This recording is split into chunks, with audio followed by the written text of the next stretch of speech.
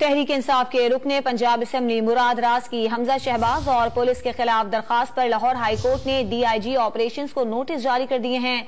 अदालत ने डॉक्टर यास्मीन राशिद की दरखास्त पर फैसला महफूज कर लिया। इस पर बात करेंगे डॉन न्यूज के नुमाइंदे राना बिलाल से। राना बिलाल, महफूज शुदा फैसला कब तक सुनाया जाएगा?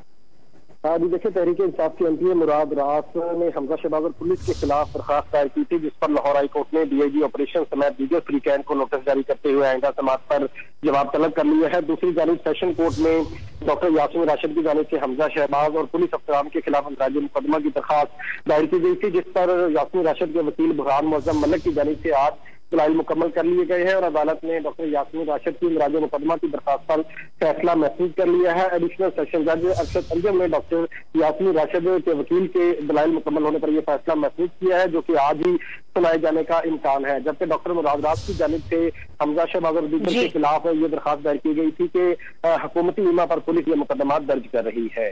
बहुत शुक्रिया आपका राना बिलाल।